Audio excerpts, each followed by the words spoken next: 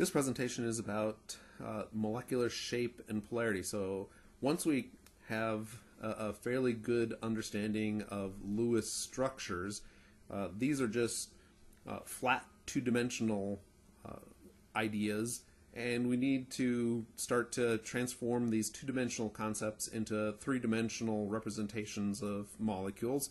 And what we're going to go through is sometimes referred to as valence shell electron pair repulsion theory, and for some reason they call it VSERP or VSEPR sometimes. But nonetheless, it's transforming Lewis structures into three-dimensional ideas. For our class, there are three basic arrangements, and these are based on what pairs of electrons are imagined to do when they're in the presence of one another. So if I had two pairs of electrons, they're going, since they both have negative charge, they want to be as far apart from one another as possible. And the best way to do this is to be 180 degrees from one another. Likewise, with three pairs of electrons, I would end up with them about 120 degrees from one another. And then with four pairs of electrons, if you were just doing this yourself, you might imagine a square arrangement, but that would only result in 90 degrees away from each other. And we have this structure here that is a tetrahedron. So if I have four pairs of electrons, they end up about 109 degrees from one another. So the two-pair family is called the linear family. Then we end up with a trigonal planar family for three. Trigonal is just a fancy word for triangle, and planar is a fancy word for flat. So sometimes I call that the flat triangle. And then I have my tetrahedral, and I can't really think of a better way of describing that.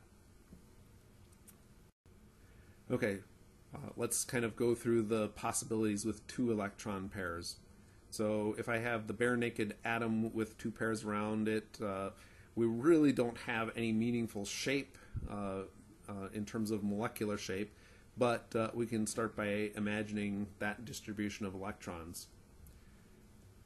If I have my central atom A that is bonding to another atom, and I call this atom X here, the bonding occurs when the overlap, or when there's an overlap between the orbitals between these two atoms, and that creates our single or sigma bond between each of these.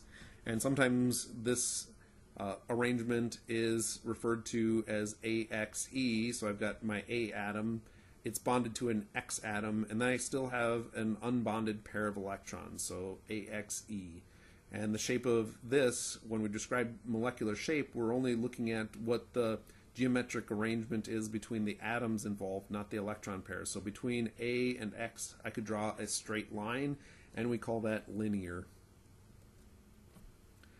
If I have two atoms overlapping bonds, or overlapping orbitals with my central atom A, then I would get an AX2 arrangement. There's no E there because there are no unbonded pairs of electrons in this. So this is AX2, and again, if I have those bonding pairs of electrons, just like bare naked pairs of electrons, they're still going to want to be 180 degrees from one another.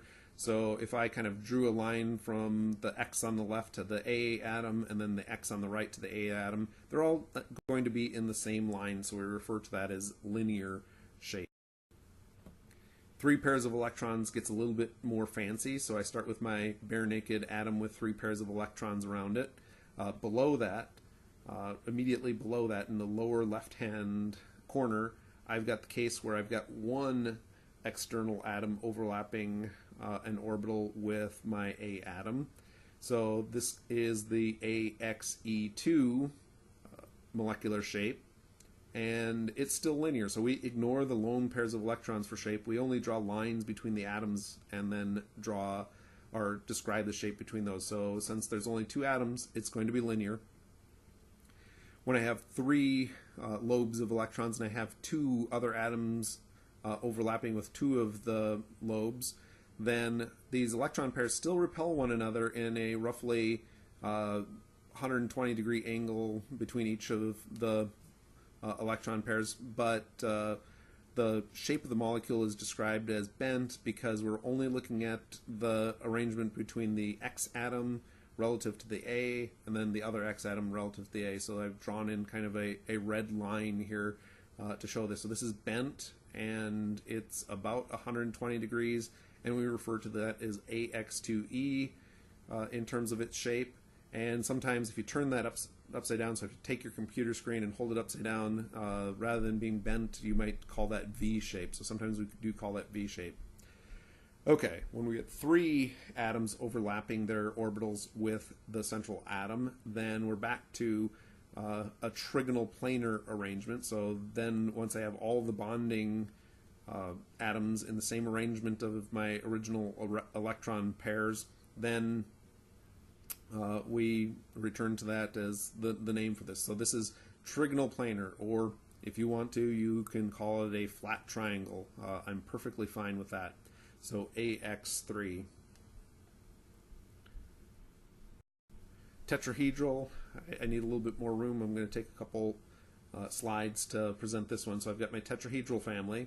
So I've got 4 pairs of electrons surrounding a central A atom, and this kind of sits up like a jack. So you guys are all probably too young to remember the game Jacks, but there was a game way back in my day, and maybe even before that, called Jacks, where you had a bunch of these little metal things that somebody would throw a ball up in the air, a super ball up in the air, and let it bounce once, and you would try to pick up the jacks one at a time with only a single bounce. Anyways, that aside there, we have the same sorts of overlaps going on. So the uninteresting one here, well, maybe it's not uninteresting, but it's not really exciting in terms of its shape, where I have 1 overlap, and when I have 1 overlap, I have the central atom, 1x, and then I've got 3 lobes of electrons that are currently unshared with other atoms. And then when we describe the shape, we basically draw a line between our atoms and describe it. So that would be linear in that case. Okay, so if I have 2 overlaps, then that's AX2E2, and we end up with a bent shape again. The difference here is that the bond angle is going to be closer to 109 degrees than the 120 for the other bent shape. So we could differentiate between these by the angle. So the narrower angle would probably belong to something that was in the tetrahedral family. The wider angle would correspond to something that was in the trigonal planar family. When I have 3 bonded atoms, then I have something like this, and let me describe what's going on here. The X atom on the right has a bond that lays in the plane of the presentation here. The one that's kind of drawn as a wedge means that's coming out of the presentation towards you, and then the other one I drew kind of a crude dashed line, and that dashed line indicates that bond is going into the presentation away from you. So this ends up being kind of a tripod shape. So I even like calling this a tripod shape. And oddly, I got trigonal pyramid, and then I've got trigonal pyramid in parentheses, and I think I must have kind of had a brain fart there. I think what I wanted to put in the parentheses was that this was a tripod shape. So I would be perfectly happy if you called this a tripod shape in my book. Okay, if I have all of the pairs of electrons overlapped with other orbitals from other atoms, then we end up with a tetrahedral shape again. And if we were drawing this in kind of wedge dash notation here, we would have 2 bonds that lay in the plane of the presentation or in your plane of paper, and then the wedge means that I've got a bond coming kind of down and out towards me, and then I've got another one going back into the presentation or back into your sheet of paper. So that would be the tetrahedral arrangement. Okay, so we're going to have a lab activity coming up here in a couple days where we kind of explore this in a couple of ways. Once using balloons, so you notice that those orbitals looked a lot like balloons, and we'll also do this with toothpicks as another way. So and it's good to get our hands on this and play with these shapes a little to kind of get them kind of worked into our brain. So we'll spend a a day of class just kind of working through these. One thing that kind of piles on with shape is something called polarity. So some molecules are polar and some are non-polar. You've probably heard the saying that oil and water don't mix. Well, the reason that they don't mix is they are different in terms of their polarity. Water is a very polar molecule, and oil typically is going to be a very non-polar molecule. And if their polarities aren't alike, then they generally will not mix well with one another. So this trend of electronegativity kind of controls polarity. And again, fluorine ends up having the greatest electronegativity, so it is the best at pulling electrons toward itself in a covalent bond. And I've intentionally covered up the noble gases because the noble gases don't form covalent bonds in the first place, so it's hard to tell what their electronegativities might be. So the most electronegative elements are near fluorine, the least electronegative elements are near francium down in the other corner.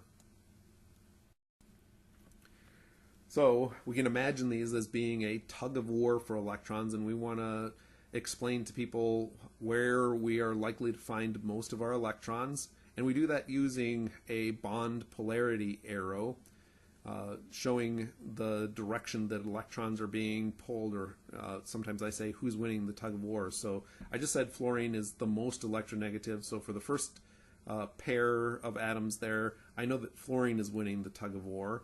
So I draw a little arrow pointing towards fluorine, and I have a little tick mark across the arrow, and I can't explain why we do that tick mark. I always say that if I drew a circle around that tick mark, what's inside the circle would remind me of a positive sign. So the point of the arrow shows me where all of the electrons are being pulled. That would mean that hydrogen is left with a shortage of electrons, so it would have a slightly positive charge. And then we can kind of go through these. Chlorine is a little closer to fluorine than nitrogen, so chlorine probably wins just a little bit. Oxygen wins against hydrogen. Chlorine is going to win against boron. Oxygen is closer to fluorine than sulfur is. Chlorine, again, wins. Fluorine. Carbon and hydrogen, as it turns out, have, it's hard to tell. Hydrogen is way over there above group 1, but it probably belongs very close to carbon in terms of its electronegativity, and it's only a couple tenths of an electronegativity unit different. So sometimes we just say that there's no polarity to that bond. Oxygen wins, nitrogen wins. Between oxygen and nitrogen, oxygen is going to win a little bit, and then chlorine wins in that one. So we've got all those directions. So what we've done here is shown the polarity of individual bonds, but it's just one piece of the puzzle. In order to understand molecular polarity, we've got to draw the whole molecule out and draw these little arrows in and see if they're all pointing in one direction or not, in order to determine the overall polarity of the molecule. Okay, so here we go with this one. This is kind of, I'm going to try to click to the point where I've got all of these in here. I think the animation has gone to pot on this one. So what hold your hand over the, shape and dipoles here. So we kind of work our way across with this. So if somebody gives me just a molecular formula, like CO2, I don't immediately know whether that's polar or not. I get a little suspicious if it contains an element that has high electronegativity like oxygen, but that doesn't immediately mean that that has a great deal of polarity. So first thing we have to do is draw the Lewis structure for the compound. And then once I've drawn the structure, I put my finger on the center atom, and for carbon, it's got 2 bonded atoms, no non-bonding pairs, so there's no little dots above carbon. So that means that with 2 things, they need to be as far apart from one another as possible, and they end up in a linear arrangement. So that means that when I draw in the bond dipoles for each individual bond, they point in opposite directions. So the electrons are being pulled to one end by one oxygen atom, but that force is offset by the other oxygen atom. So it ends up that they cancel each other. And if the bond dipoles cancel, then we say that it's a nonpolar molecule. Sulfur dioxide is a little trickier. Notice that its Lewis structure has a pair of electrons on the central sulfur atom. That means that it belongs to the trigonal planar family. So when I draw out its Lewis structure indicating shape, it's got a bent shape. So that means electrons are being pulled towards the oxygens because they are more polar. So that means those dipoles don't cancel. At least their downward vector doesn't cancel, but their outward vector probably does cancel. So that means the oxygens end up with more than their fair share of electrons. Water works the same way. I draw out the Lewis structure. It looks like it's linear there, so I might think that the bonds cancel, but I have to remember there are 4 pairs around that oxygen atom. I've got 2 bonded atoms, 2 non-bonding pairs, so that's going to be in the tetrahedral family, and those hydrogen atoms are going to be in a bent arrangement. Oxygen is going to win against both of those, so that means all of my electrons end up over on oxygen, and my hydrogens are going to end up with a shortage of electrons. And because there's a difference in charge on both sides of this molecule, that means that this is going to be polar. Okay, let's talk about methane. So methane, I draw it out. Its Lewis structure might suggest that things cancel. When I look at the molecular shape, I get tetrahedral, and then all of a sudden I recall that we say that the bonds aren't polar. So if the bonds aren't polar, then the molecule itself isn't polar. So we've got some cases here. I can have polar bonds and a nonpolar molecule if the dipoles cancel. If the dipoles don't cancel, then it's going to be polar. And then if all the bonds are nonpolar, then it's nonpolar. Okay, so I've kind of drawn these out here, or not drawn these out. I went to a site on the web that will generate these molecular structures showing the dispersal of electrons. The oxygens on this end up with some more electrons than we might have predicted in the previous discussion, but they have those electrons mainly because they've got those lone pairs of electrons. So they each have a lone pair of electrons, so that's why they end up with that kind of red color indicating excess electrons there, and it's kind of blue in the middle. Then let's see, sulfur dioxide. I said that the oxygens, well, again, they have their lone pairs, but electrons are being drawn out that toward that end of the molecule. And then for water, it wouldn't draw one of these kind of space-filling structures. It would only do this kind of cross-cut plane through that. So oxygen being red there has a red region around it, indicating that it has a high density of electrons on that oxygen atom. And the hydrogens with a blue structure indicate that they are not, they're quite short on electrons. And then when I look at the overall electron distribution for methane, it ends up with kind of a greeny arrangement there, which means that my electrons are relatively evenly distributed in space around that molecule, which we suggested from the idea that that was nonpolar.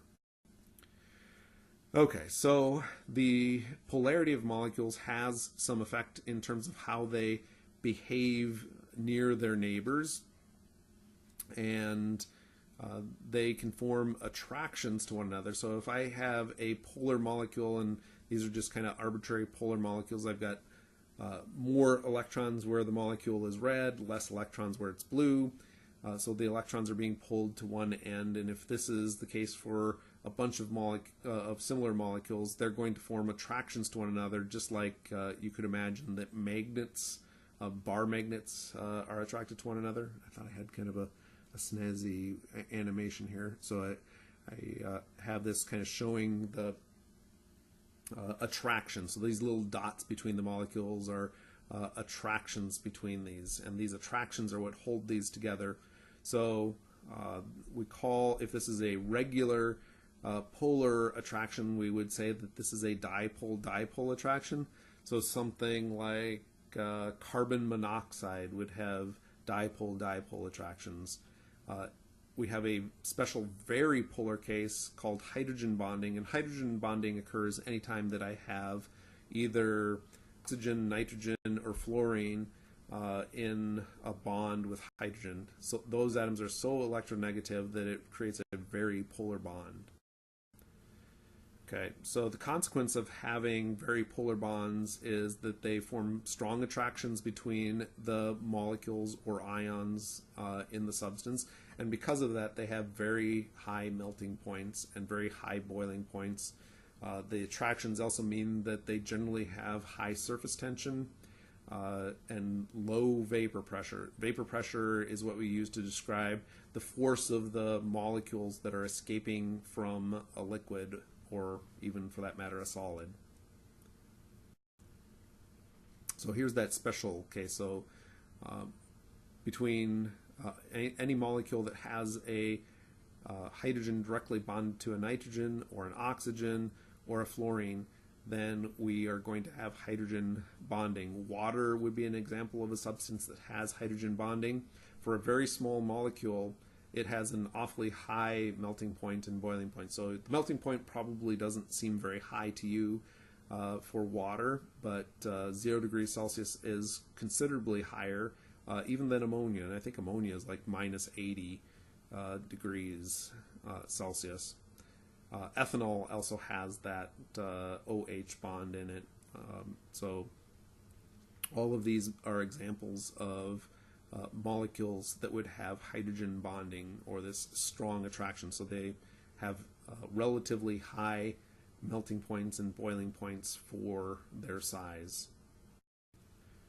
And hydrogen bonding is probably one of the things that most people in this class need to understand. It is a force that holds, I always say that it holds life together. It's, for example, the force that holds the bases together in DNA. So we find multiple complementary hydrogen bonds between atoms like nitrogen and hydrogen and oxygen and hydrogen in these. So these blue dots between these nitrogenous bases in DNA are attracted to one another by hydrogen bonds. So the whole DNA strand is held together by hydrogen bonds. The secondary structures in proteins are held together by hydrogen bonds. Even to a certain degree, some of the tertiary structures are hydrogen bonding as well. On the other end of the spectrum, we have non-polar attractions. So I didn't draw this out, but we can draw non-polar molecules. These are very temporary attractions that happen from the random motion of electrons within a molecule. So occasionally we'll end up with more electrons on one end than another, and that would cause a temporary dipole, and the temporary dipoles would attract to one another. But because it's just random, it doesn't. It's not as permanent as the permanent dipole. So this tends to be a weak force between molecules. However, as the molecules get larger and larger and larger, they've got more electrons, so it's more likely that this will happen. So for very large things, so like motor oil, for instance, is very viscous and has a relatively high melting point and boiling point. And this is because we're dealing with very large hydrocarbons, and their size causes many of these attractions to happen. So they tend to, as the size gets larger, they tend to have many attractions, and it all adds up. Okay, so, but in general, if we're comparing apples to apples, molecules of relatively the same size compared to something that has either a dipole-dipole or a hydrogen bonding attraction, they're going to have low melting points, low boiling points, low surface tensions, and a high vapor pressure. So that means lots of molecules are escaping from these liquids and solids compared to other substances that have polar attractions in them. I think that's about it for this presentation, so enjoy.